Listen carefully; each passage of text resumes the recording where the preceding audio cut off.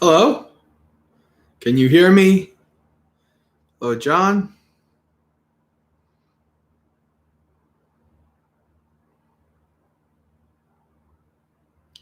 Hello, Gautam? Hey, hello, Bante. Tan. All right, good. Hello, Robert. Brian? Very good.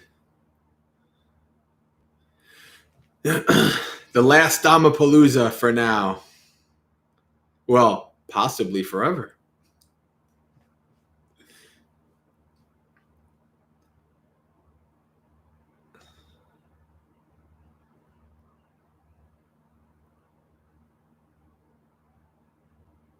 No, Tan. Yeah, tomorrow I have another dentist appointment. So tomorrow, I think the Tuesdays are probably done.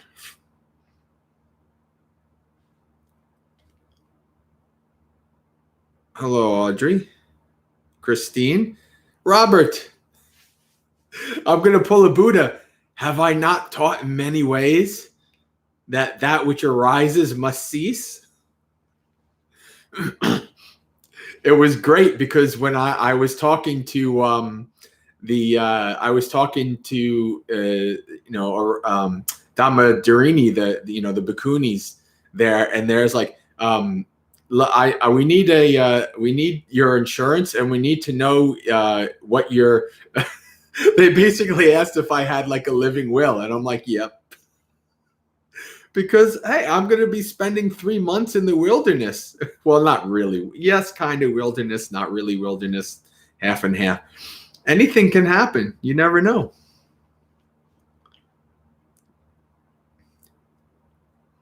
Previous appointment went well. On missing a teeth, they had to remove it because the old what happened was I had root canals in my back 2 teeth here, right? And over 10 years ago, and the one was so cracked they said they couldn't save the tooth, so they had to remove it. And the other one actually needs to be re-root canaled, but that's going to happen after I come back, if I come back. All right. So we'll see. Let's see who has joined us. Adriana's here. Very good.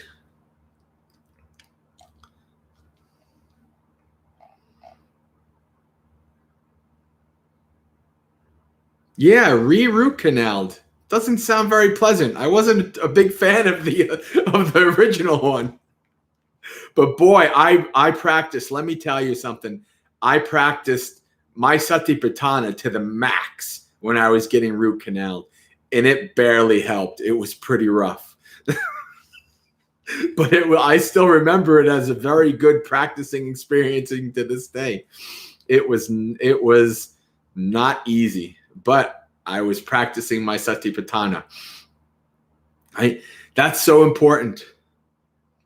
Right? No matter what you do. When I did my one time and only time that I ever jumped out of a plane, right? On the flight up, I was practicing my mindfulness of death. It was really cool, really peaceful, right? I mean, I was not fearful at all because I had been wanting to jump out of a plane my whole life. So I was quite excited, but still, mindfulness of death was the perfect time to practice mindfulness of death, right? Hello, Dallas. Brian, Satipatthana is the 4 foundations of mindfulness. Satipatthana, Majjhima Nikaya number 10. This is one of the most important practice suttas in all of the suttas, right? If you want to practice the Dhamma as the Buddha taught, Satipatthana, 4 foundations of mindfulness, this is how the Buddha taught, right? So this is very important to practice 4 foundations of mindfulness. Hello, Reed. Adriana, yeah, root canal. So, I mean, let's see. How long, so 10 years ago, what year is this year? 21, 10 years ago, would have been 2010. 2010 was just about the time I started having thoughts about becoming a monk. Right? I had been a meditator for 5 and a Buddhist for 3 by that time, for 3 years. So,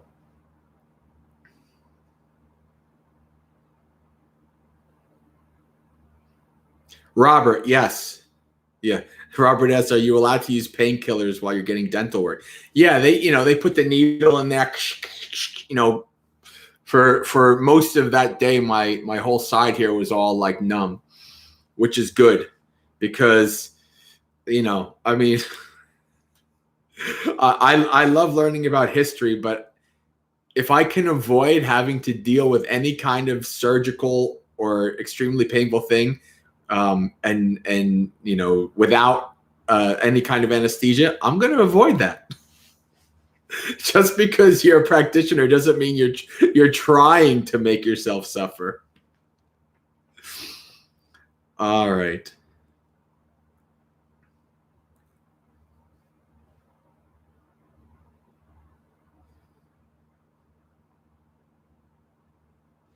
Well, Tom Pamuto might say something about this.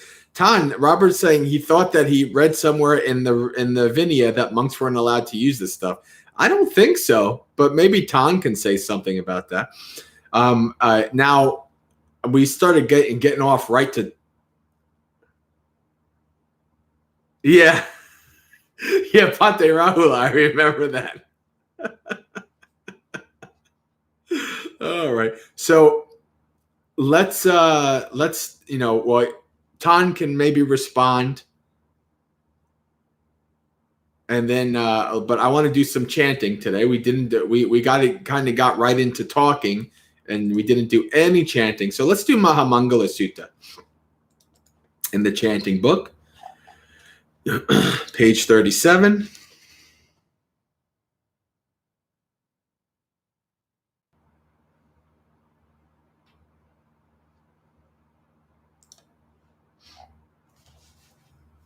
Namo tassa bhagavato arahato samma sambuddhassa. Namo tassa bhagavato arahato samma sambuddhassa.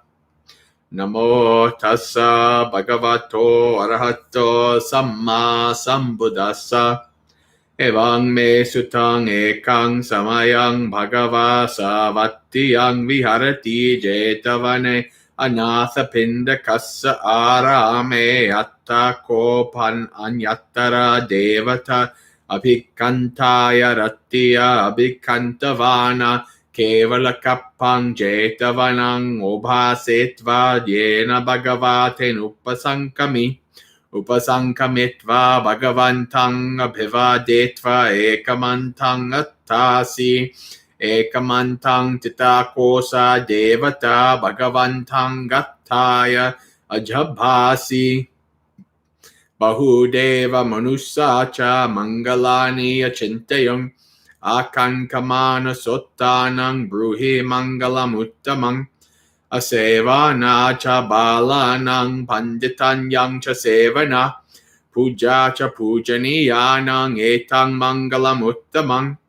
patirupa desavaso cha pubbe cha katapunyata atta sama panidhi cha etang mangalam uttamang bahu sachancha sippancha viniyo cha susikkito subhasitta chaya vacha etang mangalam uttamang Mata pitu upattanang putta darasa sangoho anakula chakamanta etang mangalam uttamang danyang cha dhammacharya cha nyatikanyang cha sangoho anavajjani kammani etang mangalam uttamang arati verati papa majjapana cha sanyamo appamado cha dhammesu etang mangalam uttamang Garavota nivato cha santutti chakatanyuta kalena dhamma savanang etang mangalam uttamang kanti cha sovachassata samananyang cha dassanang kalena dhamma sakkaccha etang mangalam uttamang Tapo cha brahmacharya cha arya satchana dasanam nibbana satchikiriya cha etang mangalamuttamang puttassa lokadammehi chittang yasana kampati asokang virajang kemang etang mangalamuttamang eta disani katvana sabbatang aparajita sabbata soting gachanti tang te sang mangalam uttamanti etena satchavajena hotuam he jaya mangalam etena satchavajena hotuam he jaya mangalam etena satchavajena hotuam he jaya mangalam. All right, English.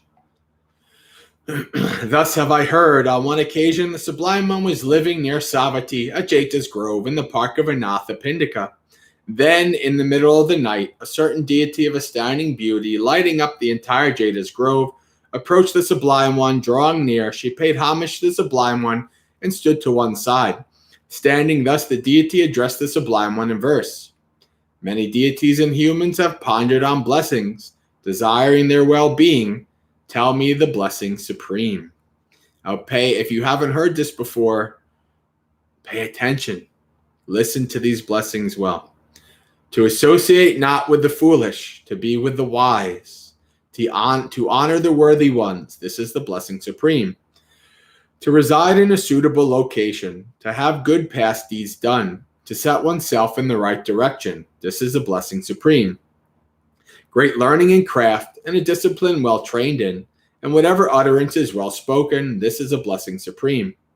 To be well caring of mother or father, looking after spouse and children, to engage in a harmless occupation, this is a blessing supreme.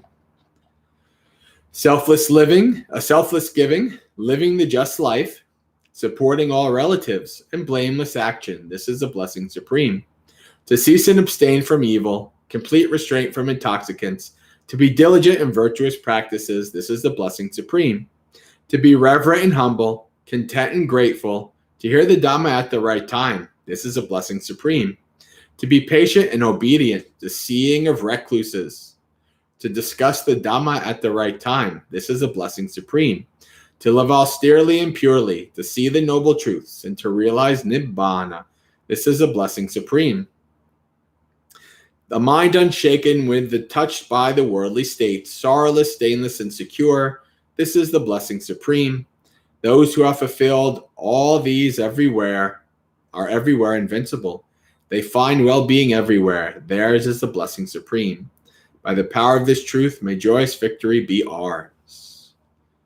Sadhu, sadhu, sadhu. All right, friends. Oh, are we still here? The chat seemed like it died. I don't know. Nobody said anything. Although it says that we have 14 people on there. All right. Uh-oh, Douse. Douse is causing trouble. Do not associate with the blue robes. Oh, boy. I'll explain that one in a bit. But I just wanted to welcome everybody to the final Dhammapalooza until maybe forever. But chances are, at least until the end of November / beginning of December. So what we do here at Dhammapalooza is we have a 2-hour festival of Dhamma. We have chanting. We just did some chanting. Mahamangala Sutta, one of the 4 Parita chantings. It's one of the most chanted suttas in all of Buddhism. We did today. And so we're going to have guided meditation later. And in between, it's up to you guys. Right? So if you have any topics that you'd like us to discuss, right? Any Dhamma talk topics, any questions you have, feel free to put them in the chat. This is a community event, right? So it means the community is here to discuss, to come together for Dhamma, right? You can talk to each other in the chat. You can ask questions in the chat, post topics in the chat, all of that stuff in the chat. Whatever you do in the chat is not bothering me. It's not interrupting me. I encourage you to talk to your fellow Dhamma friends, the people who are here, right? To engage with each other and to engage with me in this Dhammapalooza, right? So I'm going to explain a little bit of what I'm going to be doing for the next couple of months. And that'll give you guys time. If you have any questions or whatever you'd like to put in the chat, you can do so. And if nobody has anything, then we can read a sutta. So what's going on is Vassa is coming up. All right, Vassa is the period of time where in ancient India, ancient India has 3 seasons. They have the hot season, the cold season, the rainy season, right? Vassana is the rainy season. Hello, millionaire. So in ancient India, during the Vassana season, right, it was the tradition of the ascetics, the samanas, the samanas who are wandering, ascetics. It was their tradition during the rainy season to stay in one place, right? And this was because as you were going out wandering during the rainy season, you're stepping on all kinds of animals and mud and doing all beings, not animals per se, like little worms and things like that. And so what happened was all the other ascetics, the non-Buddhist ascetics, that's what they did. This was part of the tradition in ancient India at the time. But the Buddhist monks were like, yeah, we're just going to do whatever. And so they were wandering. And so the people at the time were like, we're not having this. This is no good. Right? And so then the Buddha says, okay, well, there's this Vassana. So from you, for 3 months, you stay in one spot. Now, there are exceptions, right? So if somebody, during the Vassa, if somebody requests for you to give a Dhamma, go out and give Dhamma, you can go out up to 7 days and give Dhamma. If your parents are sick or your family members are sick and you need to go out and take care of them, you can go out for 7 days, right? There's lots of different, if another monastic or a bhikkhu or a bhikkhuni calls you and you need to go, you can go out away for 7 days. So you can technically travel during this period. There are allowances, but there's also at the time when the bhikkhunis were brand new, and they had to have teachings by the bhikkhus, so bhikkhus would go and teach bhikkhunis and things like that. So there's all kinds of different allowances for a monastic who's staying in place for a Vassa to go away for 7 days. And so that's what this tradition has become. Now, of course, in the West, there's no rainy season. In many ways, it's kind of silly to have Vassa rainy season here in America. It really should be during the winter. It makes more sense. But this is tradition, right? So from July to October, there is one where you start a little bit later and you end later, but technically from the early one is July to October, right? So starting July 15th or 16th, I think, we'll start the Vassa. I'm taking my flight July 13th, which is a week from tomorrow. So next Tuesday, I'm on a flight to California. And I'm going to be staying at Aranya Bodhi Hermitage, which is the hermitage of Dhammadharini. That's the monastery led by Ayatataloka and Ayasobana, right? So I'm going to be staying there. And one of the common things that people kind of think that Vassa for the monk means that you just get to do nothing but meditate and be secluded for 3 months. This is not the case for most monastics in most Vassas, at least in the West. The whole kind of things are like, you get to be totally secluded for 3 months. Like in Thai forest and in certain places that are really like lots of monastics and really supported, maybe it can happen. But that was never how it was at Bhavana. And where I'm going, also, it's not like how it is, right? So where I'm going, I'm not going to be in like a full, completely secluded, don't have to talk to anybody mode for 3 months. I would have kind of liked it, but it's just not how that's not how it's going to be. I've never had a Vassa that wasn't busy and active. Now, most places have a winter retreat for like where a month you can be totally secluded. And that's what I've done at Bhavana in the past, right? But so, they asked me, they said, can you work with wood? And I said, I was the wood guy at Bhavana. How many cords do you need? So I'm going to be working with wood. I'm going to be helping them build the bhikkhu section of the hermitage, right? Going to be, they get together to discuss Dhamma. I'm going to be attending a bhikkhuni ordination, which I'm happy about. First bhikkhuni ordination I ever attended was Ayasoma from Empty Cloud. So now I'm going to be attending my second bhikkhuni ordination, right? And a couple different things. So I will, depending on the ability for my phone, if I get any service, every once in a while I might make a short video just to say, hi, this is what I'm doing. But I have to make that very minimal, because even though I'm not really going to be in seclusion, if I allow myself to be like, oh, I should make another video, that's a distraction away from what I'm doing, right?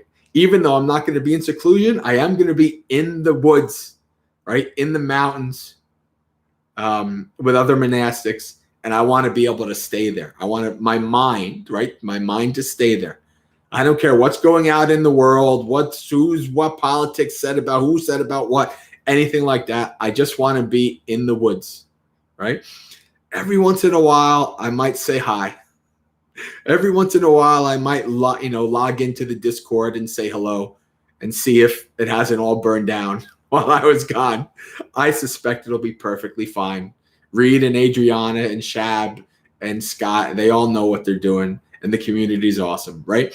So this is going to be a good lesson for me, right? That I can go away and the world can go on perfectly fine without me. The world doesn't need me, right? I can just go away, and I'm looking forward to it, right? But like I said, every once in a while, this is going to be my 5th Vassa as a bhikkhu. And so the 5th Vassa is the last Vassa for being a bhikkhu that is independent, right?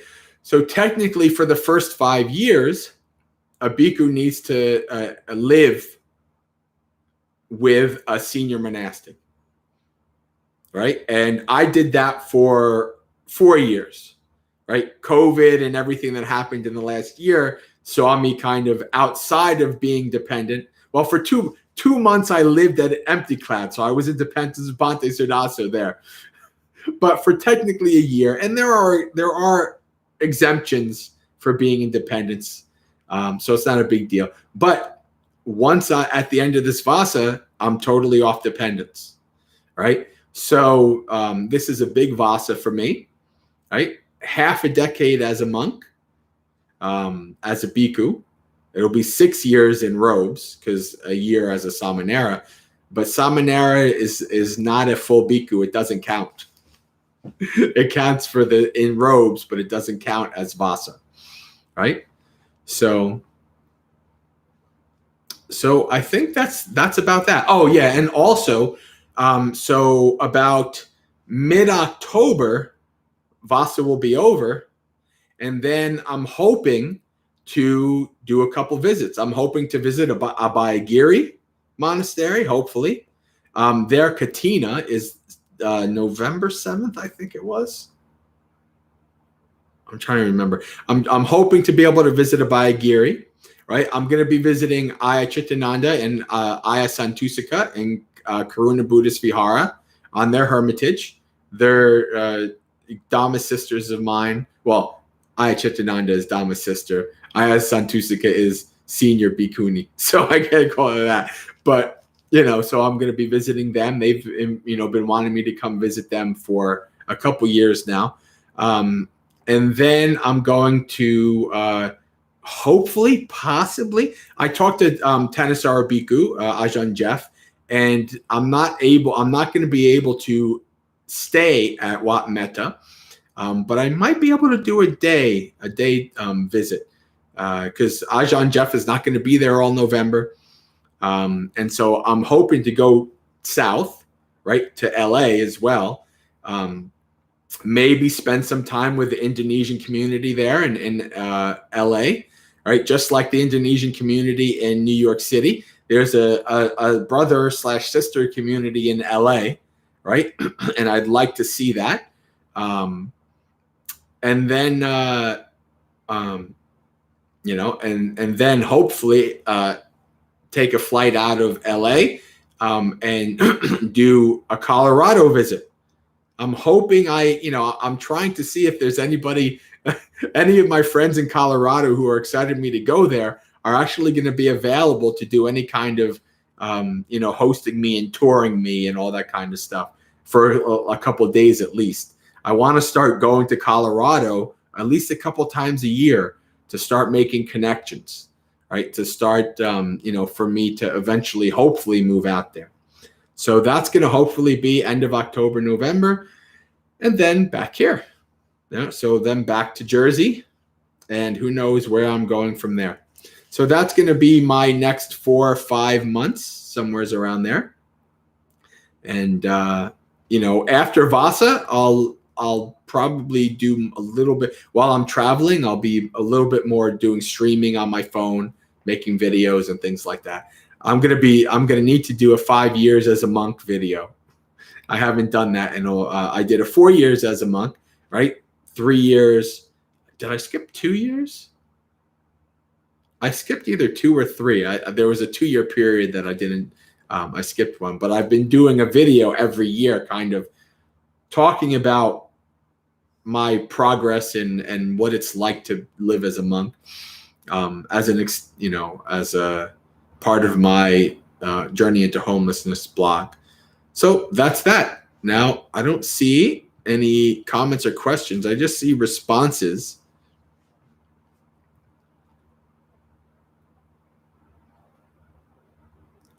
Oh, Sister K is here. Venerable K. Hello, Venerable.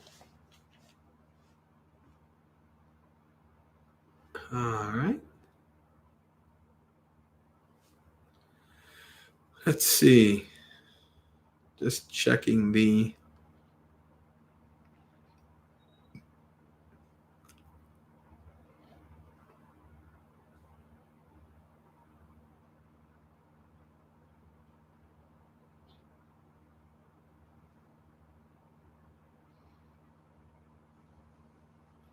Well, burning down things is kind of fun. Well, I mean, I'm going to be in a place that has a lot of fire issues. So hopefully I don't see any burning down of anything while I'm in California.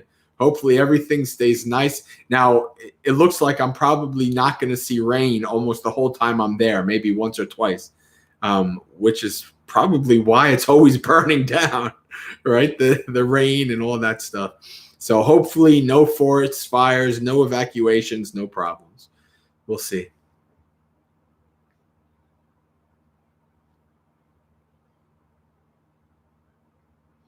A solo check ride for a monk. Yeah, exactly. I remember that. I learned how to fly when I was 16. So that simile actually works quite well for me. I get it.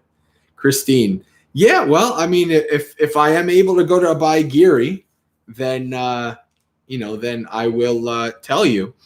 As a matter of fact, it would be if it's possible. If I have trouble getting a ride there, I might need a ride. I probably can have one, but you never know. This is not all planned. I don't even have a plane ticket home yet because I don't know what's going to happen, right? I mean, I could end up coming if nothing else works out. I could come back, middle of November, be back to Jersey. But I'm hoping to spend another 2-3 weeks after my Vassa doing all these visits and then get back to Jersey by December. We'll see what happens. But this is the first time in my life I ever bought a plane ticket that's just one way. Right? I don't know when I'm coming back to Jersey. All right. Oh boy, Brian wants me to spend the next hour and a half talking about Satipatthana. I don't know if you actually, I decided that when I come back, I'm going to do a recorded Satipatthana class / video series. I mean, it's probably going to end up being maybe like 10 or 15 videos, something like that, I suspect. But I'm going to be, because it's something that I really love. I mean, I've done retreats. I've taught retreats on Satipatthana before, but I've never done like a really recorded kind of a thing. So when I get back, that's one of my goals, is to do a recorded Satipatthana class, essentially. Tan says, it never rains during Vassa in California. Interesting. The rainy season, it never rains.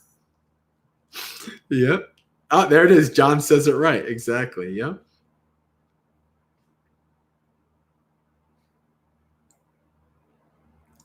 Yeah, Tan says I might die. That is true.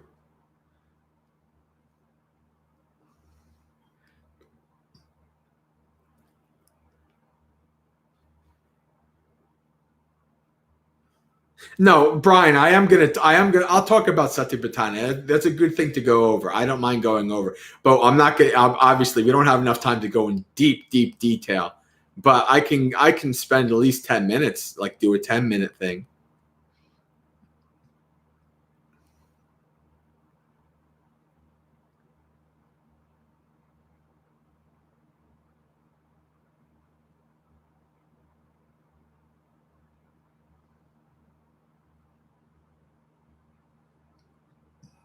Dan, no, I haven't read anything by Crazy Wisdom.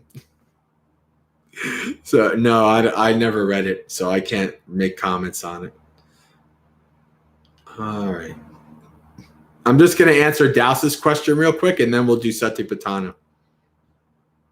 You know what, though?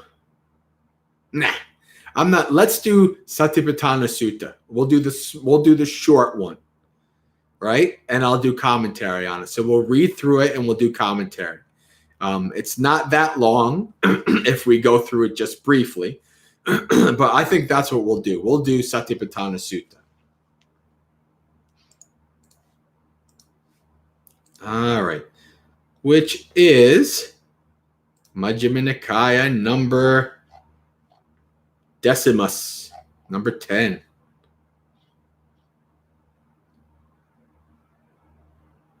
Ah, they don't have Bhikkhu Bodhi's Satipatthana, huh? Maybe because it's copywritten or something. Yeah, they don't have Bhikkhu Bodhi's. Bhante Sujato's would be good enough.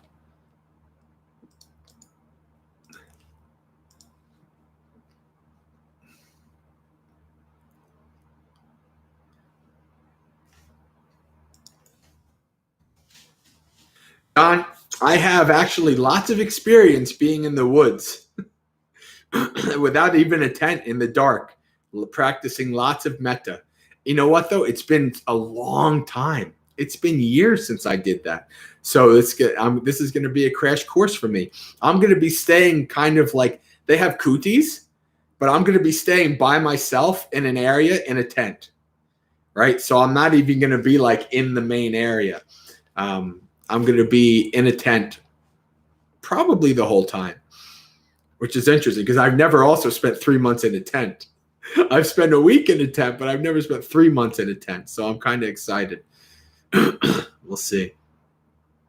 But anyway, so I want to go over Dallas's question real quick, then we'll do Satipatthana. Let me just grab some water here.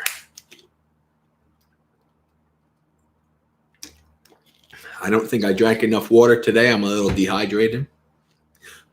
So my mucus and stuff gets all... and then people ban me from meditation halls. All right. So Dallas says, regarding pleasure, we should not delight in it. What exactly does it mean? Just like avoiding a second arrow, but when it comes to pleasure. So not delighting in pleasure is this. Say you have a pleasant experience. Eating something very pleasant, right? Engaging in some kind of sexual activity, whatever the pleasant experience it is, right? There is the experience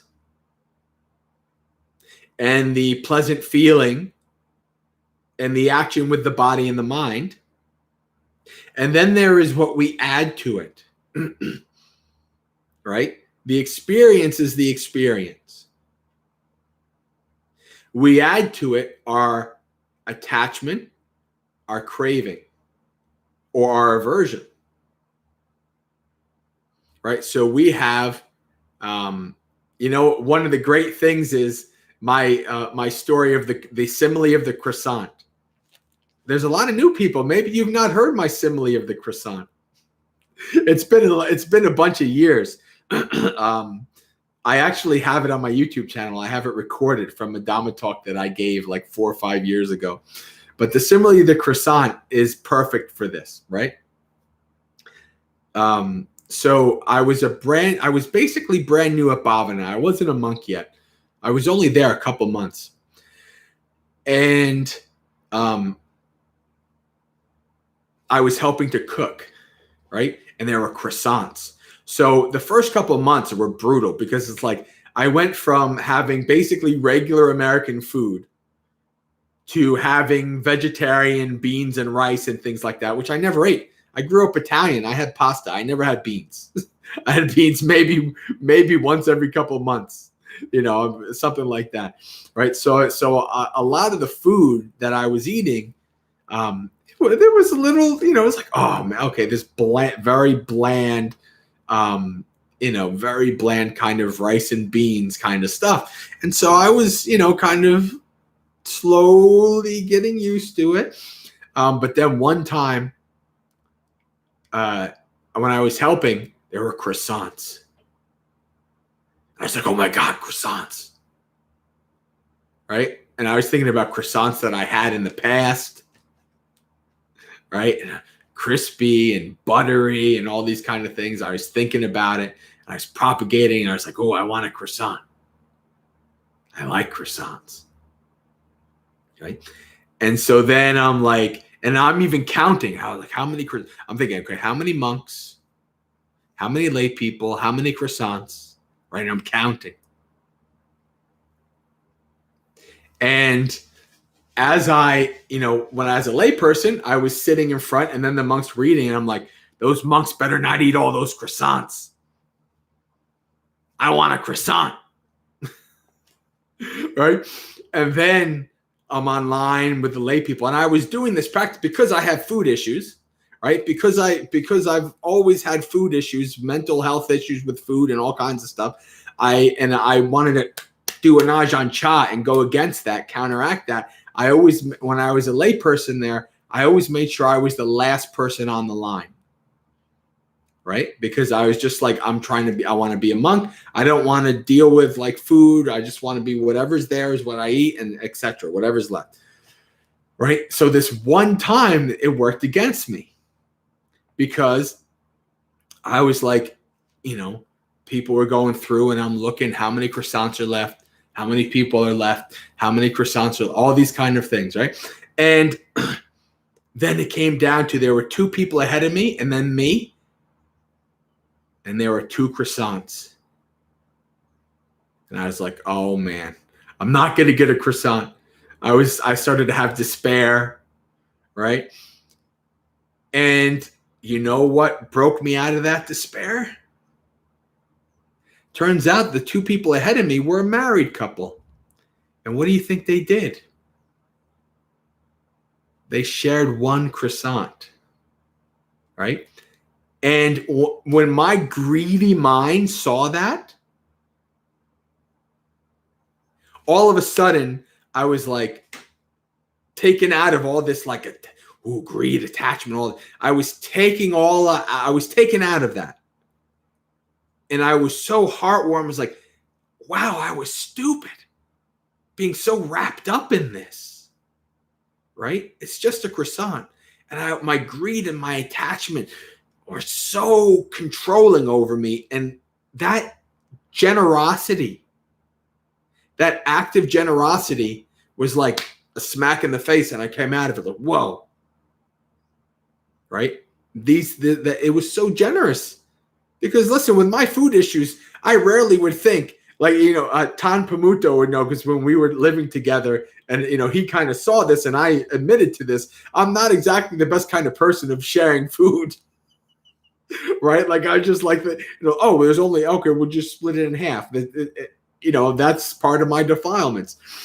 And so, but they shared this, they cut one in half and they shared it. And I had it, and I was like, "Oh, that's so." And mostly, my craving for that croissant went away. And then when I sat down to eat, and I put it in my mouth, I was like, "Oh, this isn't even as good as I remember it." Right? That's the simile of the croissant. All of that energy, all of that going through, all of that attachment, all of that suffering for what? In the end, it was just a croissant, and it wasn't even that great of one. Right? So this is what the Buddha is talking about when he says, right? No, don't delight in it. If you have a croissant, it's all good. If you don't, it's also all good, right? The croissant is just as it is, right? But I added all of the past pleasant feelings came, I judged the present with that past, that past. Oh, the croissant. So when a pleasant feeling comes, so the Buddha says, like, when to an awakened being, when a pleasant feeling arises, they feel it detached, right? When an unpleasant feeling arises, they feel it detached, right? Etc. Right? So that's what you're working with, right? You're saying you have food, right? Or whatever it is, pleasant experience, and you try to feel it detached. You know how you do that? Practice Satipatthana, right? When you break out mindfulness in whatever your activity is, that actually allows you to experience it detached, to not get wrapped up in it.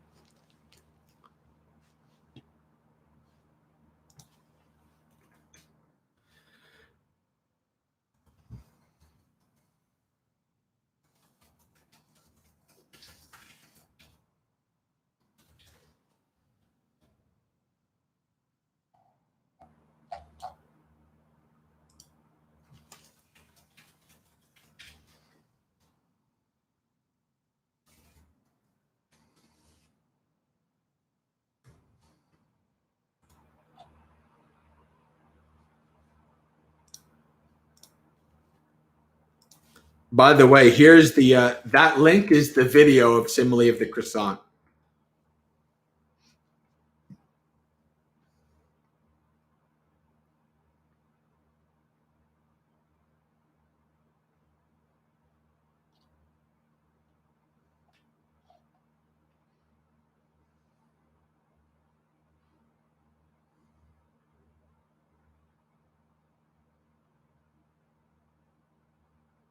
Tastes like generosity. Yeah, it was very generous. The power of generosity, right? The power of sharing really impacts you, right? I mean, as a kid, as far as I remember, I was good with sharing, like, my toys and sharing my balls and sharing like that. But I was never, I never had to share food. So sharing food was not something I thought of, right? But anyway, so let's do Satipatthana.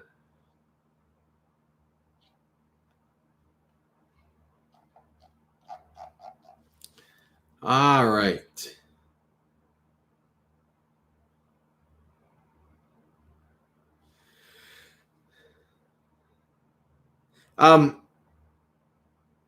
No, I wouldn't try to amplify or lessen pleasant experience.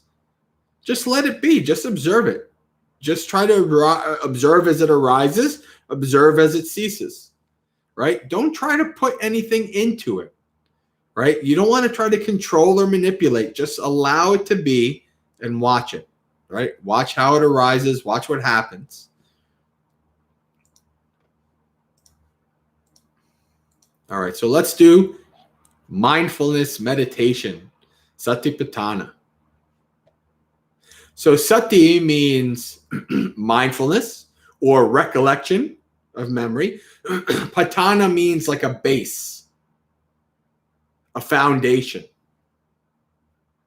Right? So that's why you hear the 4 foundations of mindfulness. What's the other? There's a word that's escaping me that somebody else. Establishments. The 4 establishments of mindfulness. Right? This is different things, different ways that people translate this. Right? So let's read.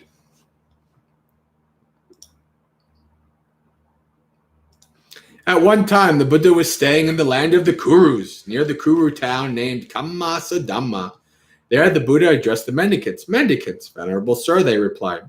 The Buddha said this: Mendicants, the 4 kinds of mindfulness meditation are the path to convergence. I don't like that translation. I like the Bhikkhu Bodhi ones. This is the direct path for the purifications of beings. This is the direct path. Right?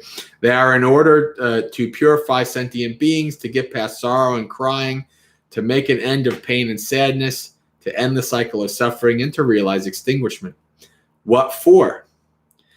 It's when a mendicant meditates by observing an aspect of the body, keen, aware, and mindful, rid of desire and aversion for the world.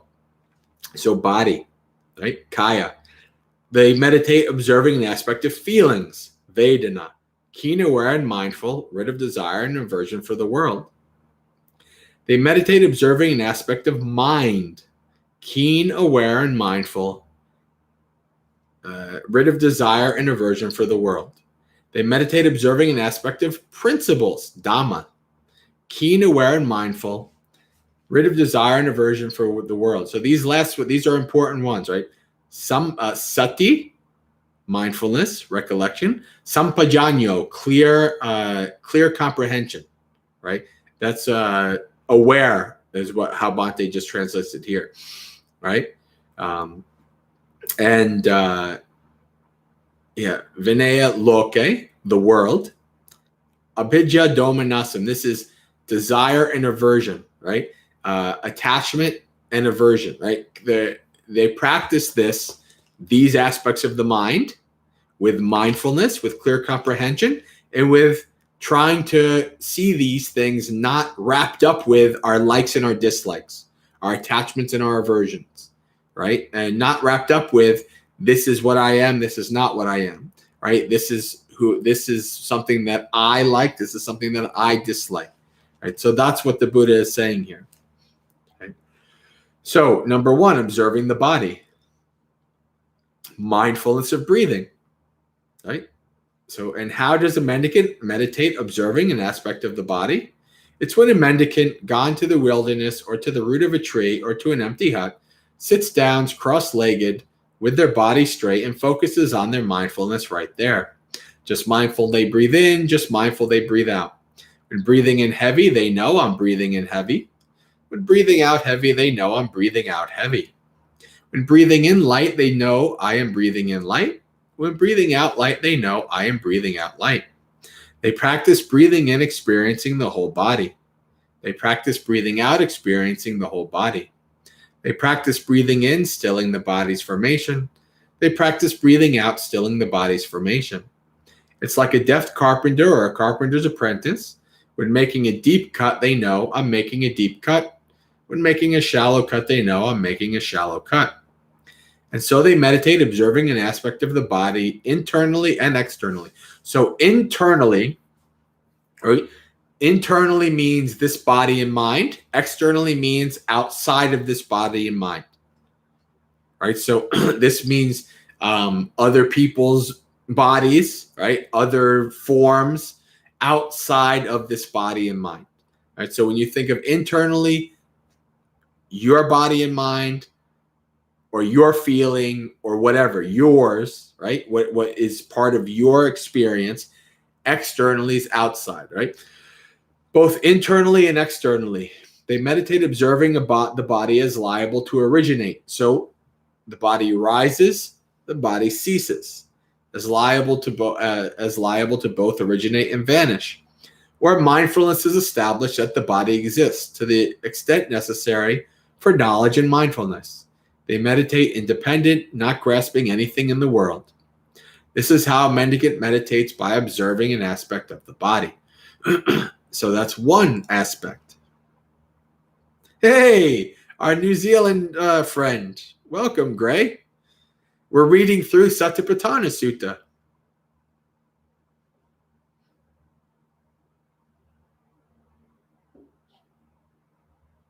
All right. Continuing on. So now the postures. Furthermore, when a mendicant is walking, they know I am walking. When standing, they know I am standing. When sitting, they know I am sitting. And when lying down, they know I am lying down. So it's important to understand what know means here. This word is pajanati. This word doesn't mean like simple, basic knowing. It actually means knowing deeply, knowing clearly, right? So this is insinuating. It's not like, of course I know I'm walking. I'm walking. My feet are moving. No, that's not what this is. This is not what this is meaning, right? This is a deeper understanding, right, of being aware and mindful of your posture, right? Like I'll give an example, right? I am very versed in walking meditation, right? I've done ungodly amounts of hours and miles of walking meditation back and forth, right? And so when I started to see, right, when I did my standing meditation, I could feel the tendons and stuff in my body, right, as I'm moving, right? I can feel as I'm standing still, the body, the tendons and everything in the legs keeping balance, right? So you start to know deeply, right? Not just, yeah, I know it, right? This is a deeper knowledge, a more piercing understanding than simply, yeah, I'm just walking. Yeah, I'm lying down. Right? That's what pajanati means, right? It's not just basic knowing. So it's a very important word to understand.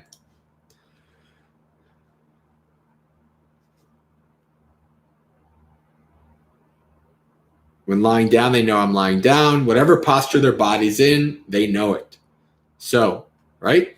So walking, standing, sitting, lying down, the four postures. And so they meditate observing an aspect of the body internally, externally, and both internally and externally. They meditate observing the body as liable to originate, liable to vanish, and is liable to be both originate and vanish. So you see this second section is the same in each one, right? So the Buddha is going through this second section, understanding the arising and the falling, right? Internally and externally. And failing all that, right? If you can't go that deep, that or mindfulness is established that the body exists, right? To the extent necessary for knowledge and mindfulness. They meditate independent, not grasping at anything in the world. This too is how a mendicant meditates, observing an aspect of the body. Situational awareness. Now this is sampajanya. This is clear comprehension, right? This is clearly understanding, comprehending what something is, right? This is clearly comprehending. This is skillful. This is unskillful, right? This is clearly comprehending, seeing deeply, right? Seeing and understanding deeply, right? So, furthermore, a mendicant acts with situational awareness, with sampajanya, when going out and coming back. So when walking back and forth, walking meditation. When looking ahead and aside, when bending and extending the limbs, when bearing the outer robe, bowl and robes, when eating, drinking, chewing, and tasting, when urinating and defecating, when walking, standing, sitting, sleeping, waking, speaking, and keeping silent. Right? So here we have sampajanya, clear comprehension. Right? This is where we see all of our activities. Buddha even includes going to the bathroom. Are you mindful when you're going to the bathroom? Or do you bring in the phone? Right? Are you mindful of what's happening when you go to the bathroom or not? right? All of our activities, no matter what you're doing, you can act with sampajanya, clear comprehension.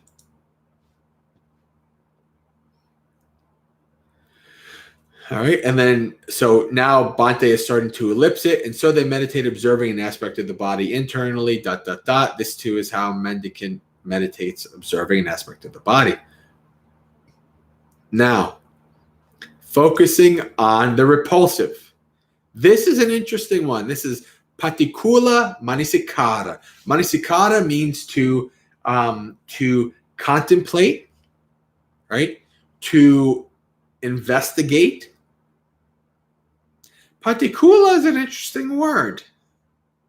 Patikula, you could say repulsive. That is one way to say it. However, even though I'm a junior monastic and I'm going against what multiple senior monastics say, there's another way you observe this word, right? And it's not repulsive. It's the opposite, right? If you look up this word in the Pali Dictionary, you can see the opposite. So you are contemplating the opposite, right? In this, the Buddha tells us that we have an infatuation, an intoxication with health, youth, life. We have an intoxication with the body. So with this practice, instead of being intoxicated with it, the Buddha is asking us to consider the opposite. Now, listen. Furthermore, a mendicant examines their own body, up from the soles of the feet and down from the tips of the hair, wrapped in skin and full of many kinds of filth or impurities. In this body, there's head hair, body hair, nails, teeth, skin, flesh, sinews, bones, bone marrow, kidneys, heart, liver, diaphragm, spleen, lungs, intestines, mesentery, undigested food, feces, bile, phlegm, pus, blood, sweat, fat, tears, grease, saliva, snot, synovial fluid, and urine. Now, of course, if you've never focused on your body or tried to observe what's in the body, that will be repulsive to you, right? Obviously. But listen to the simile that the Buddha gives. It is as if there was a bag with openings at both ends, filled with various kinds of grains, such as fine rice, wheat, mung beans, peas, sesame, and ordinary rice. And someone with good eyesight were to open it and examine the contents. These grains are fine rice, these are wheat, these are mung beans, these are peas, these are sesame, these are ordinary rice. So what's missing in that simile? Is there any disgust there? Is there any repulsion there? Is there any likes? Ooh, I like this kind of grain. Ooh, red rice. Ugh. Ooh, this is good. Some mung beans. Ooh, this rice. Ugh. Right? No. It's simply observing, understanding what it is. And that's what the Buddha is trying to have us do here. To understand the body for what it is. Not the intoxicated, deluded way we see bodies. To know what the body is. That's the importance of this, right? Very important.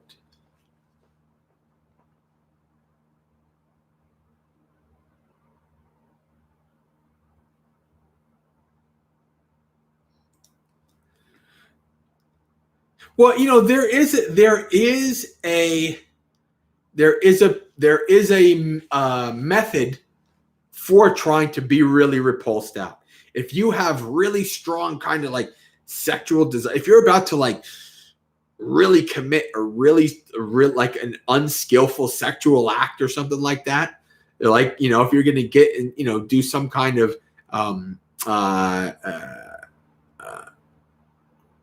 kame sumichachara, right? Breaking the precepts, right? If you're about to do something like that, then going like, you know, thinking about, you know, something like a gross body or whatever, that might help. But that is a kind of last resort for an extreme situation, right? The idea is not to try to disgust yourself with it. So let's keep going though, because we have more. And if I go into detail about every little thing, we're going to not even have time for guided meditation at this point. So anyway, focusing on the elements. Furthermore, a mendicant examines their own body, wherever it is placed or posture according to the elements. In this body, there is earth element, water element, fire element, and air element. So again, this is another aspect of trying to understand the body as it is. It is as if a deft butcher or a butcher's apprentice were to kill a cow, sit down at the crossroads with the meat cut into portions. And so they meditate, observing an aspect of the body internally. That too is how a mendicant meditates, observing an aspect of the body. So for the four, why am I blanking out? Anyway, the four elements, right? So the earth element is the physical form, right, in the body, right? The physical form of the skin, the bones, the joints, the the linings of the organs, etc. That's the physical form. Water element is the liquid. Obviously, we're 70-some-odd% liquid, they say, right? So that's the water element. Fire element is the temperature, right? The hot or cold in the body, right? And air element is the winds that go through the body, right? So it's pretty simple to understand that, right? We can see all these elements in the body. And so we're going to finish the body section here. Charnel ground contemplation. Furthermore, suppose a mendicant were to see a corpse discarded in a charnel ground. It has been dead for 1, 2, or 3 days, bloated, livid, and festering. They compare it with their own body. This body is also of the same nature, the same kind, and cannot go beyond that. This is also important, right? Death is hidden away from us today, right? As soon as somebody dies, the coroner comes, whatever, the funeral home comes, and then they take the corpse and they inject it with all kinds of things, and they dress it really nice, and they even put makeup on it, and things like that. And then you have this like dead body, and it's like an open casket, and you go and you look, and you say, oh, it looks so beautiful in death, right? Right? That's what our experience of death. Right. But back then, and for back then, this charnel ground is this place like a mile or two outside of the city where they go, like, that's where corpses are cremated. Corpses are just left to rot. Maybe don't really mention anything about being buried. It seems like either corpses are either cremated or left to rot. And you have this actually even up to Thailand. Up to the, you have experiences of Ajahn Chah going to charnel grounds. I don't know if they have them in the modern age, but even Ajahn Chah, this is like 60s, 40s, 50s, 60s, experiences of him going to something like this in Thailand, right? So we don't experience that, right? So this is a good thing for us to practice. And there's 9 stages. So we have a corpse dead a couple of days, bloated, living, and festering. They compare it with their own body. This too is how a mendicant meditates, observing an aspect of the body. Furthermore, they were to see a corpse discarded in a charnel ground, being devoured by crows, hawks, and vultures. We don't see that either, right? The Tibetans call it a sky burial, left out for the animals, for nature to do its thing, right? They compare it with their own body. This body is of the same nature. That too is how a mendicant meditates, by observing an aspect of the body. Furthermore, suppose they were to see a corpse discarded in the charnel ground, a skeleton with flesh and blood held together by sinews, a skeleton without flesh but smeared with blood held together by sinews, a skeleton rid of flesh and blood held together by sinews, bone rid of sinews scattered in every direction, here a ham bone, there a foot bone, here a shin bone, there a thigh bone, here a bone everywhere, a bone, here a hip bone, there a rib bone, here a backbone, there an arm bone, here a neck bone, there a jaw bone, here a tooth, there a skull. And so then the next level, white bones, the color of shells. Decrepit bones heaped in a pile. Bones rotted and crumbled to powder. They compare it with their own body. This body is also of the same nature. It is the same kind and cannot go beyond that. And so they meditate, observing an aspect of the body internally and externally. We've seen this one, arising and falling, or bare awareness that there is a body. So body is done. And that's one of the bigger sections. The next two sections are pretty short. So observing Vedana, feeling or sensation, right? And how do a mendicant meditate observing an aspect of feelings? It's when a mendicant who feels a pleasant feeling knows I feel a pleasant feeling. When they feel a painful feeling, they know I feel a painful feeling. When they feel a neutral feeling, they know I feel a neutral feeling. And when they feel a material pleasant feel, okay, so neutral feeling here. So pleasant feeling is dukkha, right? Or I'm sorry, pleasant feeling is sukha. Unpleasant feeling is dukkha. Neutral, the English word neutral, really what the Buddha is saying here is adukkha asukha. So when you've heard it translated as neither painful nor pleasant feeling, that's a bit more accurate. Right, so this is a feeling that's not painful and not pleasant, right? A good example of that, neutral feeling is a feeling we just ignore because it's just something that, like, for instance, our breathing. Do we pay attention to our breathing? Unless our breathing is labored or painful in some way, we're not paying attention to our breathing. The feeling of our feet walking on the ground. Unless we step on a nail or something, we're not paying attention to the feeling of our feet walking on the ground. Now, is it a coincidence that two things that we're supposed to pay attention to that the Buddha gives as objects of meditation are neutral feelings? It's not a coincidence, because the Buddha says that the underlying tendency to neutral feelings is ignorance, to not see, to not understand. So, now this is an interesting word here. There is two words here, samisang and niramisang. So samisang means containing meat, right? Of the flesh, of the body. Niramisang is the opposite, not of the flesh, not of the body, right? So that's the distinctions here. Bhante Sujato has it translated his when I feel a material pleasant feeling. Other ways of translating is a carnal pleasant feeling, right? Carnal, in this case, carnal means of the body. In modern terms, when we hear carnal, we think of sex, right? For unlawful carnal knowledge, right? You think of sex, but carnal simply means of the body, right? So, and non-carnal, of the body, not of the body. That's the two things to understand here. But Bhante has translated it as a spiritual pleasant feeling. So when I feel a pleasant feeling not of the body, I feel a pleasant feeling, a spiritual pleasant feeling. When they feel a material painful feeling, they know I feel a material painful feeling. When they feel a spiritual painful feeling, they know I feel a spiritual painful feeling. When they feel a material neutral feeling, they know I feel a material neutral feeling. When they feel a spiritual neutral feeling, they know I feel a spiritual neutral feeling.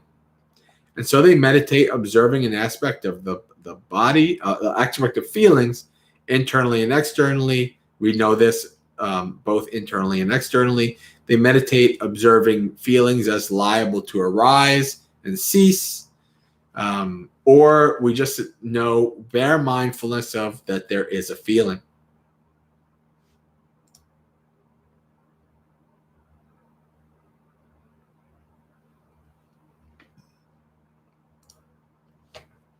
So, the Buddha, one of the reasons why Bhante will use spiritual here is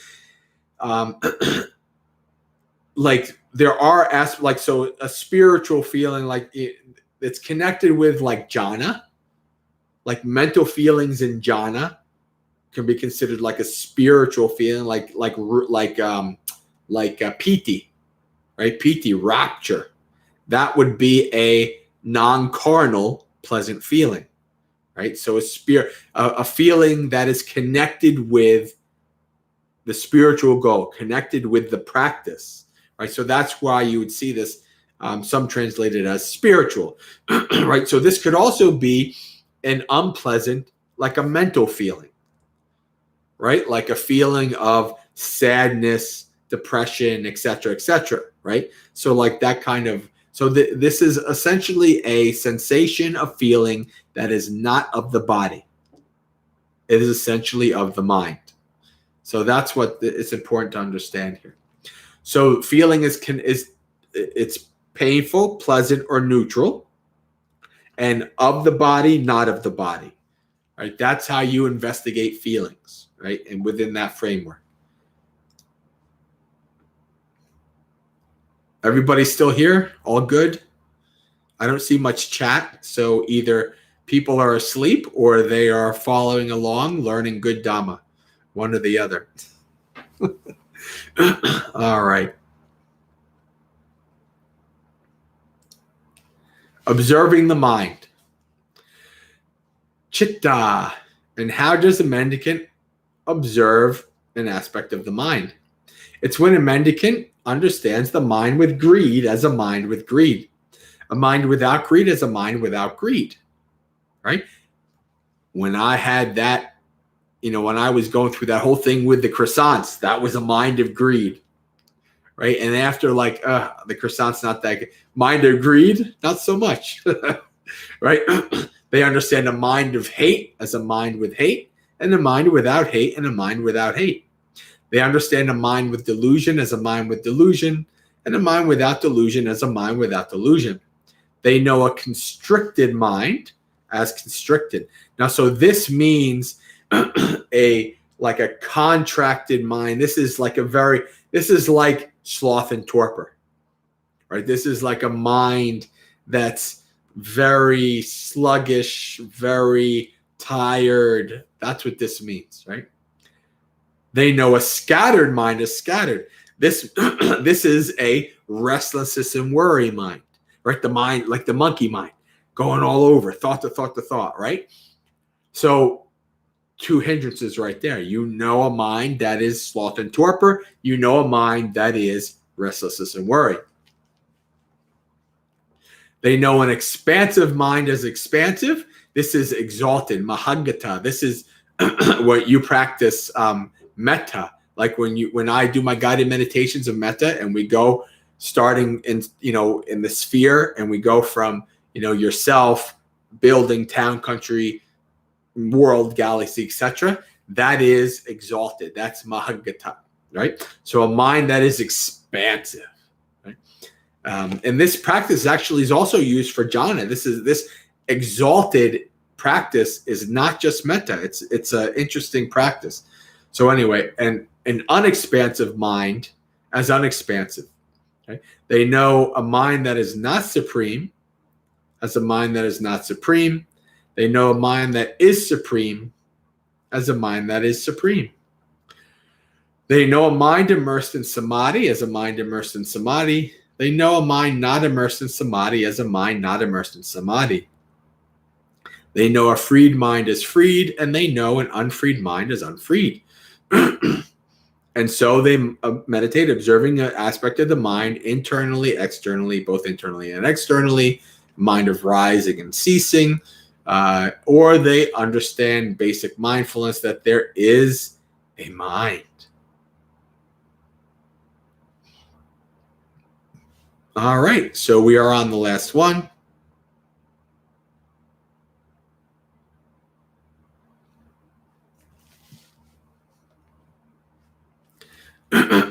Let me get a drink here. All right.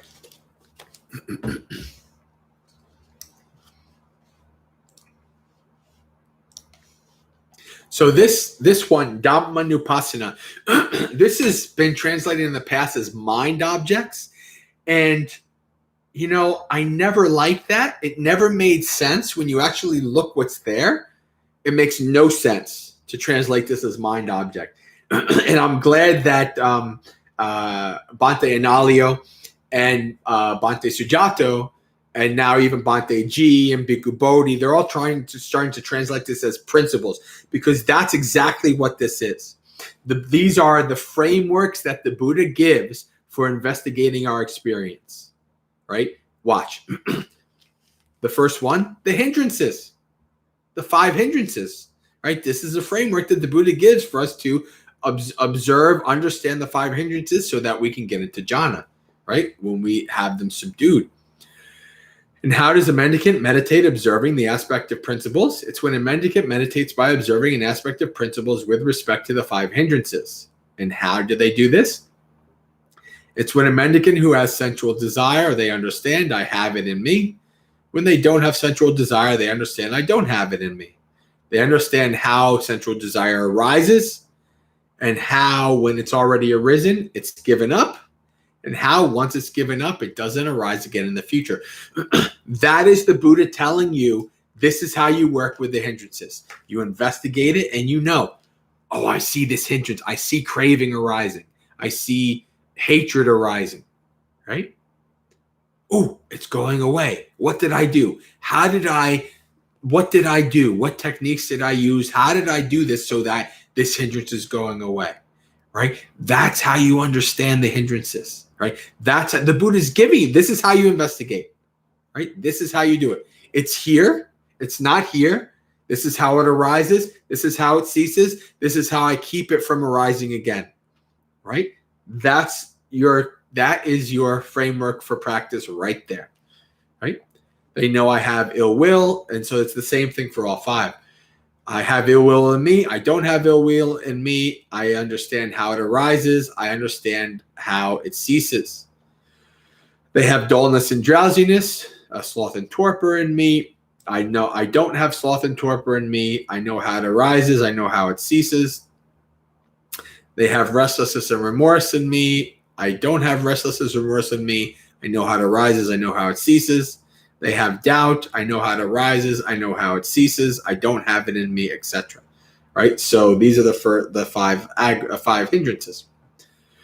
And so they meditate observing an aspect of principles internally and externally. We know this, right? This is all repetition, rising and falling, or just basic awareness.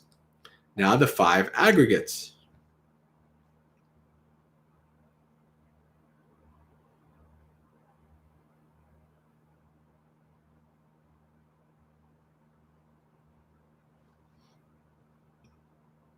Douse, well, you have to investigate it. When it's already arisen, it's given up. How do you do it? Right? You throw a bunch of techniques out, right? You get angry and you try metta. Right? You get lots of lust and you try disgusting yourself. Right? You try techniques. It's a constant attempt to figure out how you abandon it. Right? That's part of investigation. That's Satipatthana, right? This is a toolbox. This is teaching you how to investigate, how to observe, and how to deal with your experience. This is so wonderful. Satipatthana is anybody who wants to really practice, really follow the Noble Eightfold Path. Satipatthana is very important to know as much as you can, learn it and practice it. So the aggregates. Furthermore, a mendicant meditates by observing an aspect of principles with respect to the 5 grasping aggregates. And how does a mendicant observe this? It's when a mendicant contemplates, such as form, such as the origin of the arising of form, such as the ending of form, right? We know this. Such as feeling, such as the arising of feeling, such as the ending of feeling, such as perception, such as the arising of perception, the origination of perception, such as the ending of perception. Such are choices, such as the origin of choices, such as the ending of choices. Such as consciousness, such as the arising origin of consciousness, such as the ending of consciousness. And so they meditate observing an aspect of principles, ... We know this. Even Bhante starts to ellipse it here. The six senses.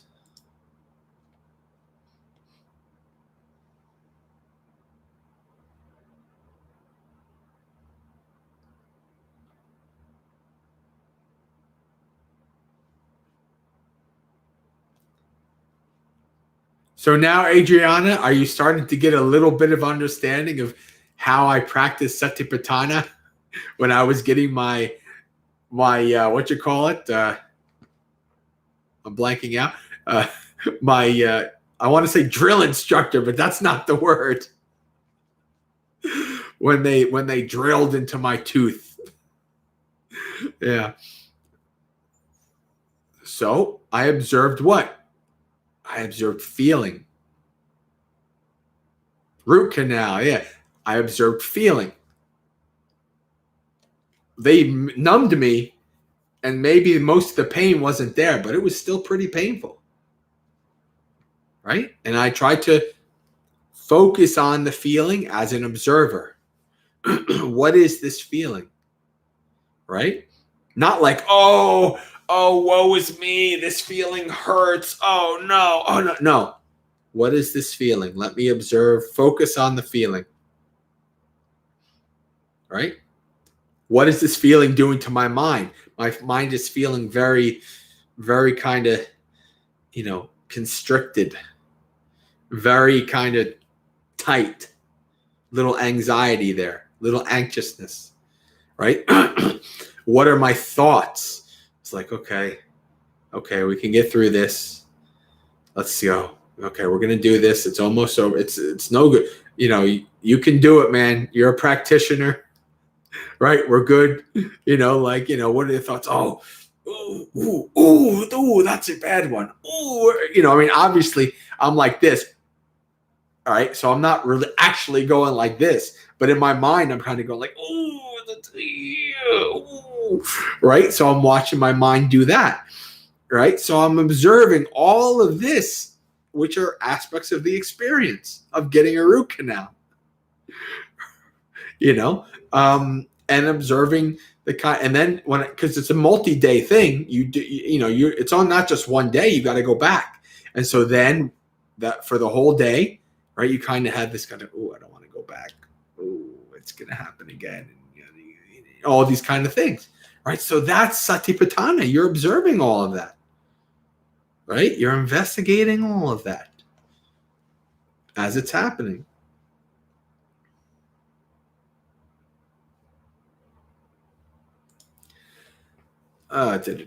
Okay. So how does a mendicant, I'm going to start, we're coming close. We got 8 minutes before we do our guided meditation. So and we're coming close to the end, but I'm going to start ellipsing a little bit more. And how does observe an aspect with respect to the six senses? It's when a mendicant understands eye, sights, and the fetter that arises between both. They understand how this fetter has not arisen, comes to arise, how the arising fetter comes to be abandoned, and how the abandoned fetter comes to not arise again in the future. Right? So how you get attached to sights, sounds, tastes, smells, touches, thoughts, right? How you get attached to these things, how that arises, how that ceases, right?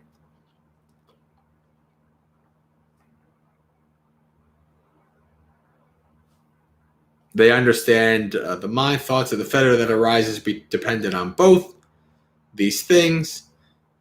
Then they understand how the fetter that has not arisen comes to arise, and how the arisen fetter comes to be abandoned. All right. The 7 awakening factors. Now, is this the last one? No, the 4 noble truths is the last one, right? Yeah. So, I'm going to, again, 7 awakening factors is its own retreat. We're going to go real quick. So, observing these 7 awakening factors. First one, right? Mindfulness, energy, rapture, tranquility, samadhi, and equanimity. They understand I have this awakening factor in me, or I don't have this awakening factor in me. They understand it is not how it arises and how it becomes fulfilled, right? So now the Four Noble Truths. And we know the Four Noble Truths, do we not? Mendicant meditates an aspect of principles with respect to the Four Noble Truths.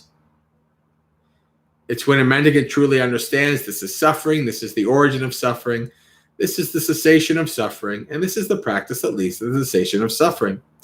And so they meditate in observing an aspect of principles externally, internally. We know how that goes. Da, da, da, da. So now we come to the end.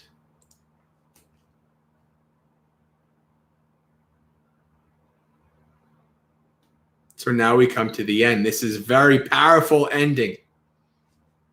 Listen closely. Anyone who develops these 4 kinds of mindfulness meditation in this way for 7 years can expect one of 2 results. In awakening in the present life, or if there's something left over, non-returner. Let alone 7 years. Anyone who develops these 4 kinds of mindfulness meditations in this way for 6 years, 5 years, 4, 3, 2, 1 year, 7 months, 6 months, 5 months, 4 months, 3 months, 2 months, 1 month, a fortnight, let alone a fortnight. Anyone who develops these 4 kinds of mindfulness meditation in this way for 7 days can expect one of 2 results. Enlightenment in this present life, or if there's something left over, non-return. Now, I can confirm that I have done a 7-day mindfulness Satipatthana retreat, and I was not awakened at the end of those 7 days. So it can be done, but it has to be done very deeply, very perfectly, right? But that is the power of Satipatthana, right? So the 4 kinds of mindfulness meditation are the path to convergence. They are in order to purify sentient beings, to get past sorrow and crying, to make an end of pain and sadness, to end the cycle of suffering, and to realize extinguishment. That is what I said, and this is why I said it. That is what the Buddha said. Satisfied, the mendicants were happy with what the Buddha said. Sadhu, sadhu, sadhu. All right, very good. We got through all of the. Now we would not get through the Mahasatipatthana Sutta. Mahasatipatthana Sutta, we would, if we did it for 2 hours, we probably wouldn't be done. It'll take it longer than that. But that is the Satipatthana Sutta. So we are done. I went to this retreat and all I got was this lousy t-shirt. No, I got lots of good experience in practicing Satipatthana. I just didn't become awakened within those 7 days. It's okay. All right. So have a couple minutes. Any last questions or clarifications before we do our guided meditation and end our 2-hour Dhammapalooza?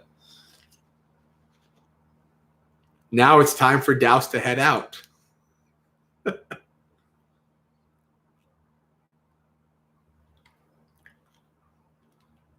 Have a good night, Douse. For those of you who don't know, it's like 3 o'clock in the morning with Douse, for Douse. And we have an international cast here. We have Gray from New Zealand, Douse from Eastern Europe. Some people come from South America sometimes.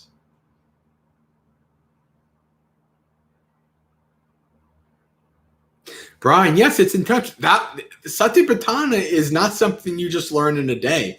I mean, it's a big toolbox, and there's a lot of detail within that. We just really, I mean, we did it in about 40 minutes. And I mean, I went on some tangents here and there to explain, but mostly it was just a quick skim, right? Thank you, Douse. You too.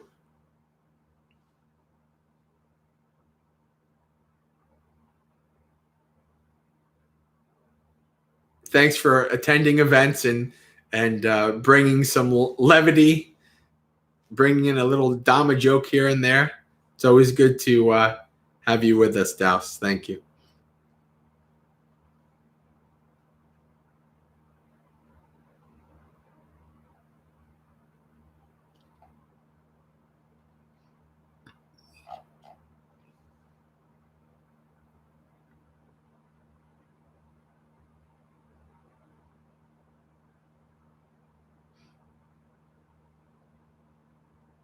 Sure, Brian. Yeah, and there's a bunch of monastics on YouTube that are going over this in short and in long. Bhante Yuttadhammo has one. Venerable Punaji has one. I mean, there's probably 6 or 7 different video series on Satipatthana on YouTube. Bhante Sujato has one, which is pretty detailed, but also a lot of, he goes on a lot of tangents that are not really Dhamma related in that one. But otherwise, his insights are always welcome. Hello, Chris. Just in time for meditation, Chris. All right.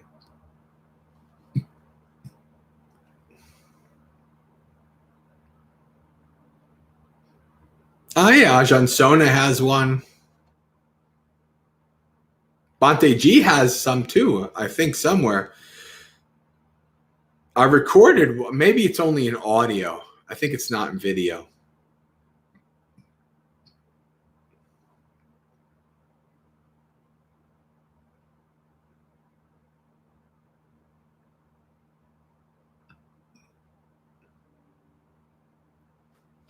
Well, yeah, Brian, Satipatthana, mindfulness is the Buddha's gift to the world, right?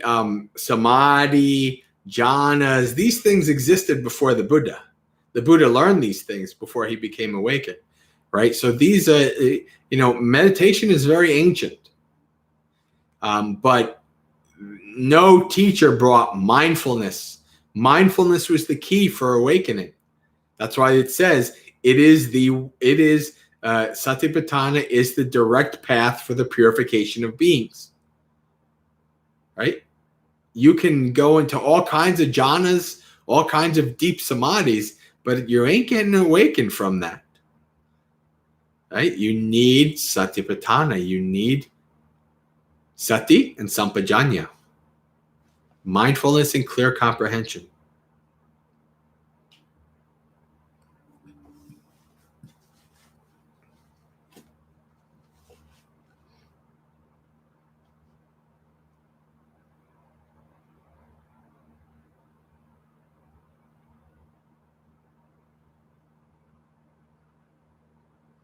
All right, let's practice. We're past 32 anyway, so I don't want to go too over. So close your eyes. Get in whatever posture you prefer to sit in for the meditation.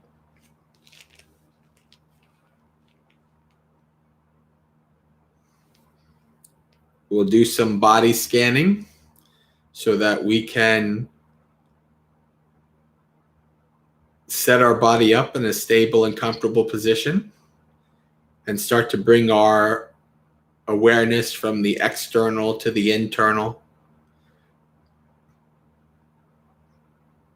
So bring your awareness. This means to try to come in contact with any feeling and sensation. Bring your awareness to your feet. Perhaps you can feel the sensation of the feet pressing against the floor or the couch or the body, however it is placed.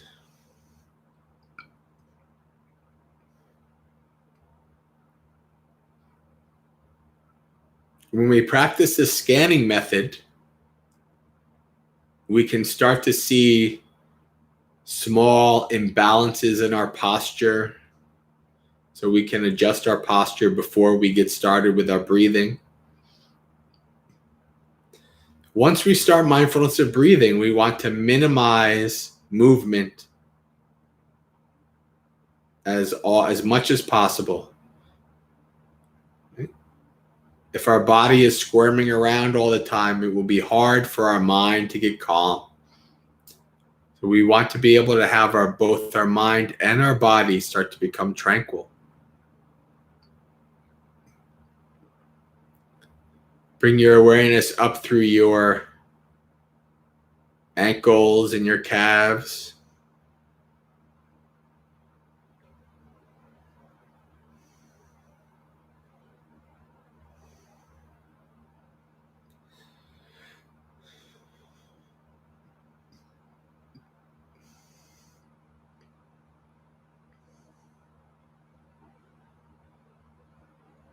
Up through your knees, into your thighs.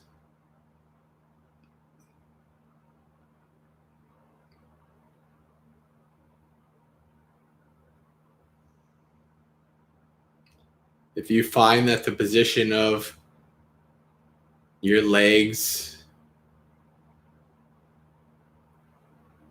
are impacting your posture, causing imbalances, maybe you notice small amounts of discomfort, then it's time to adjust your posture to alleviate that. Small imbalances and discomfort now can lead to greater ones after meditating for a half hour or more. So it's good to try and observe as much as we can now, adjust our posture so we can sit longer with less problems.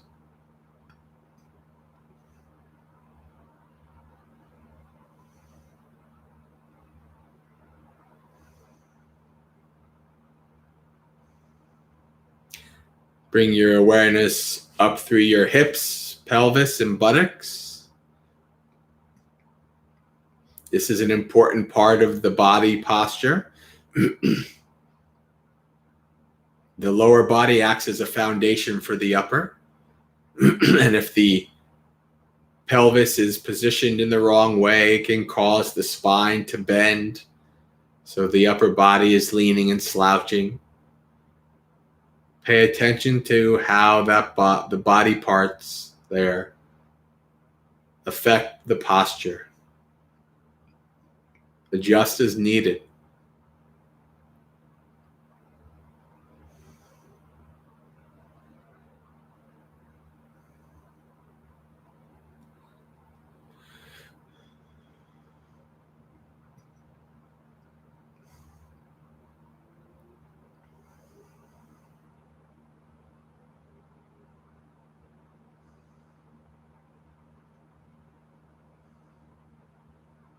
When you're ready, bring your awareness to your upper body, up through the abdomen and the chest.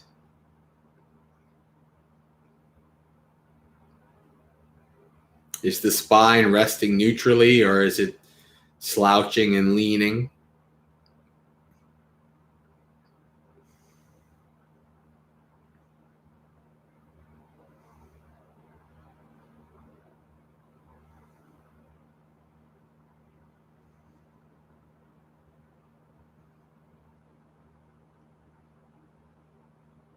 The more your upper body strains to keep itself balanced, the more the back is stretched out, and eventually back pain arises. So good posture allows us to not have so much strain, pulling and crunching of our back. The spine can rest comfortably in its neutral position.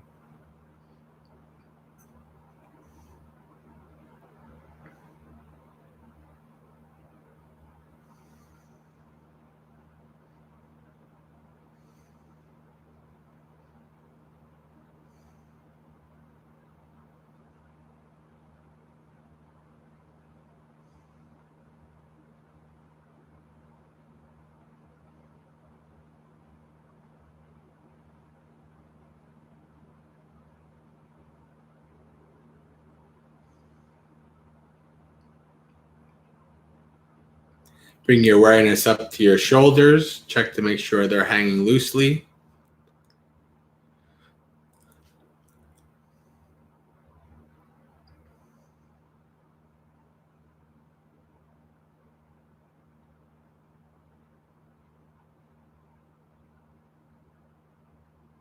Down through your elbows and hands. The posture, the position of your elbows and hands can affect your posture, cause your spine to bend. Pay attention to that.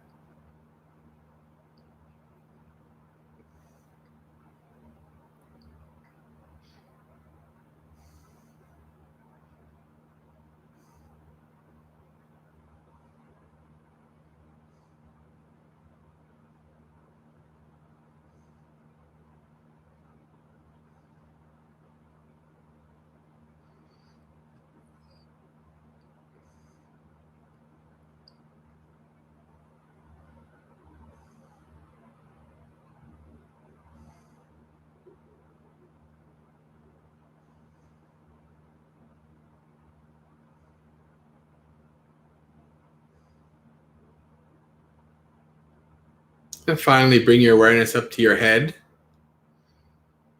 Check that the head is also balanced, chin parallel to the floor, not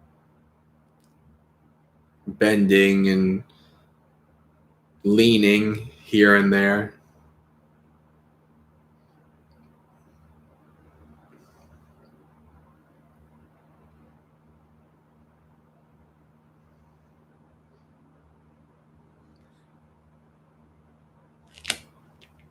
Once you have set your body up, take 3 deep breaths. And let your awareness expand to your whole body and mind. For the rest of our meditation time, we'll be practicing developing the skill of mindfulness.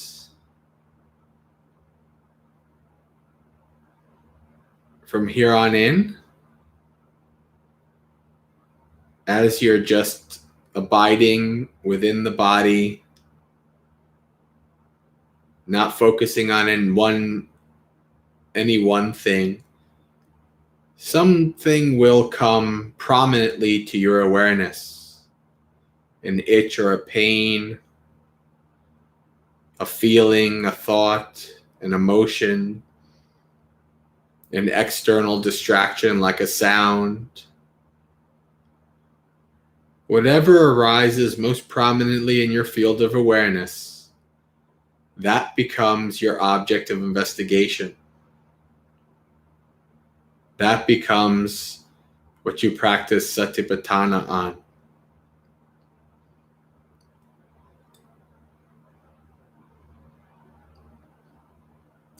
For guiding purposes, I'll use the idea of an itch or a pain. So if an itch or a pain arises in your field of awareness, bring your investigative powers, focusing solely on that most prominent experience. Try to see as deeply as possible what this feeling, the sensation of the experience is. What does it feel like to have an itch? To have a pain?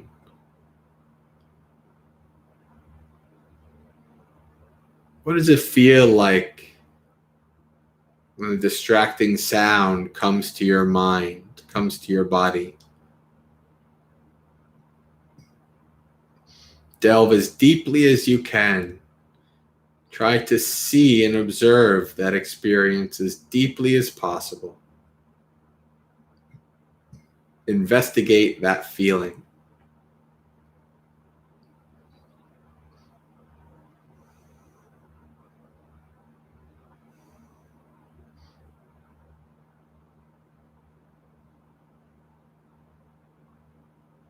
Almost always, when a feeling arises in the body,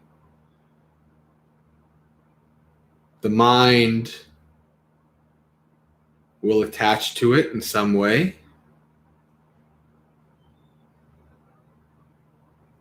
What is the mind like when experiencing the feeling of an itch or a pain? The general tone of the mind.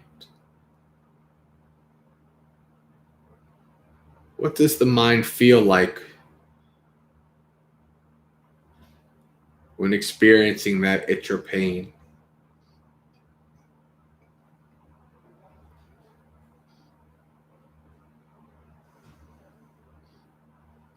What thoughts arise related to that mind state? Thoughts and narratives about the itch, about the pain, about the distraction, the sound from outside.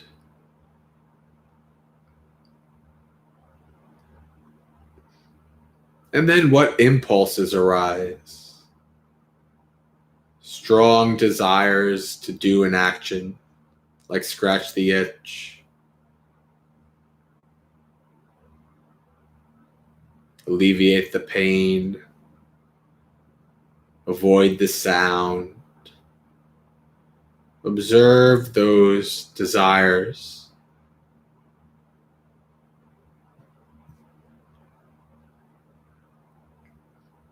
Whatever comes up prominently in your field of awareness, observe FMTI. Observe the feeling, the mind state, the thoughts, and the impulses.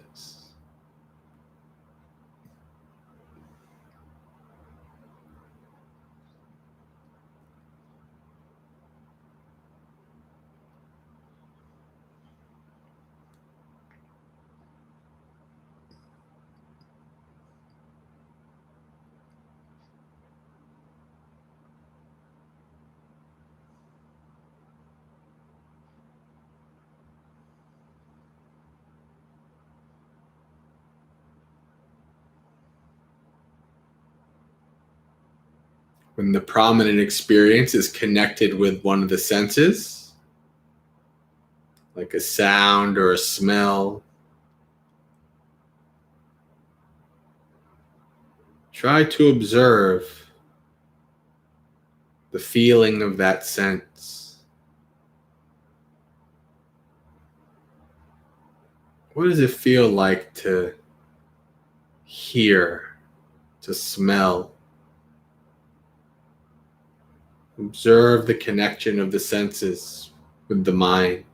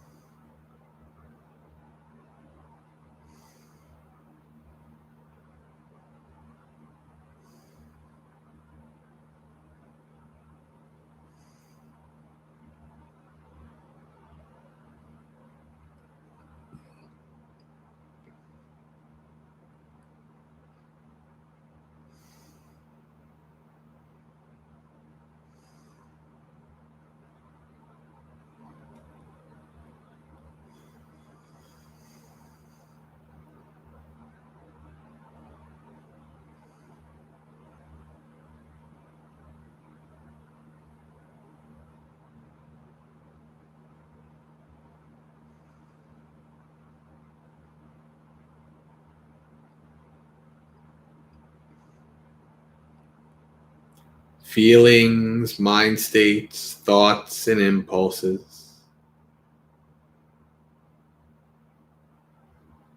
Investigate what comes most prominently When that ceases, go back to the general wide awareness of the body.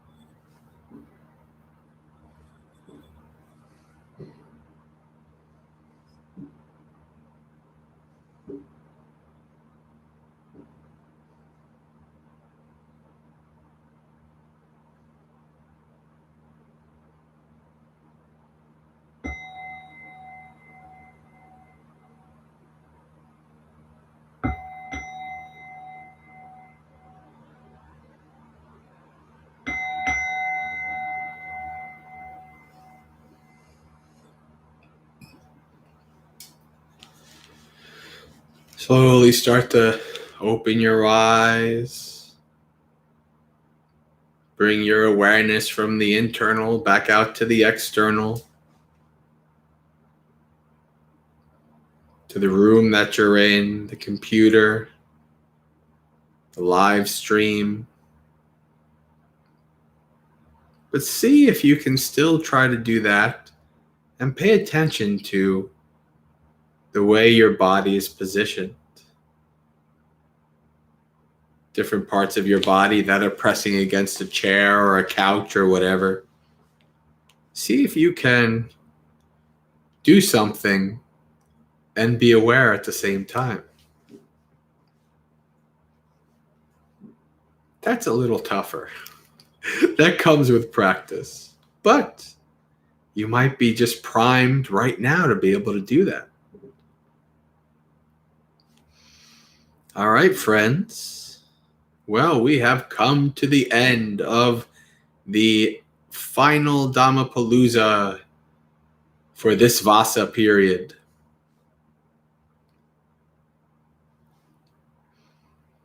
Let us do our sharing of merits.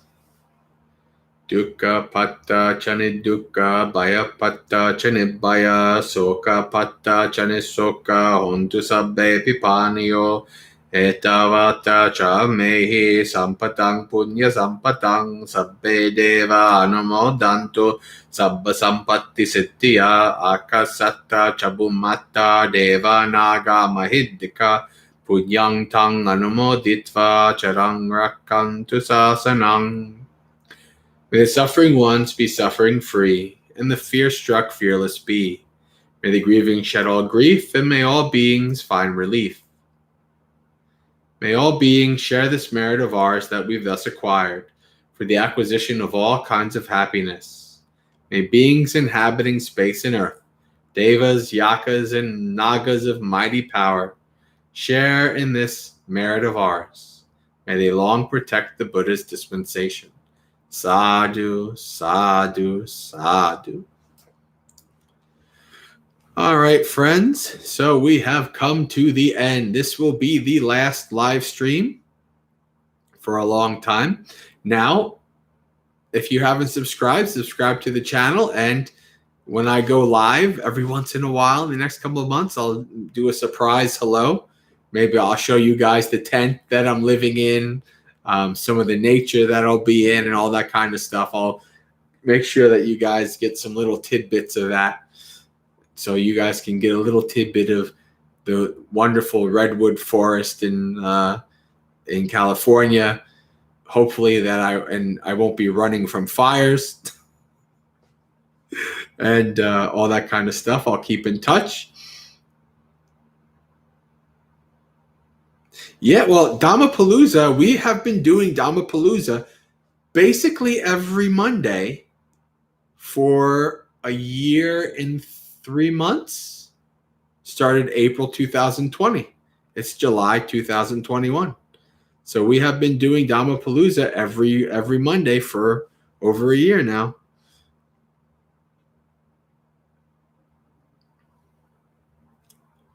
All right. Yep. And so as things will happen, this is a good experience, right? This will be something that will happen regularly, right? At least every year, every couple of years, I do want to be able to disconnect for a while, for a good period of time, to be away. Not have to worry about sharing Dhamma, not have to worry about getting on, doing things and all that kind of stuff. So I'm not crying. You're crying. I'm definitely not crying. I'm excited. I'm looking forward to being in the woods, camping out.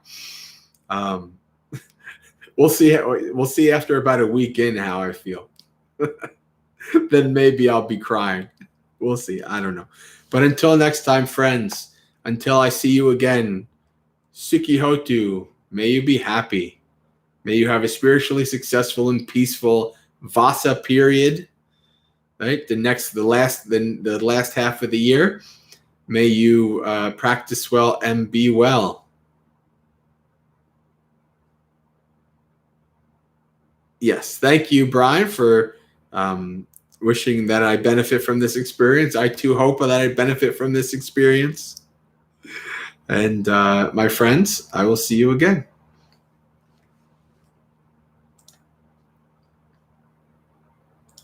Or I might not. This might be the last thing I ever do. For we not know, death is hounding us. Good night.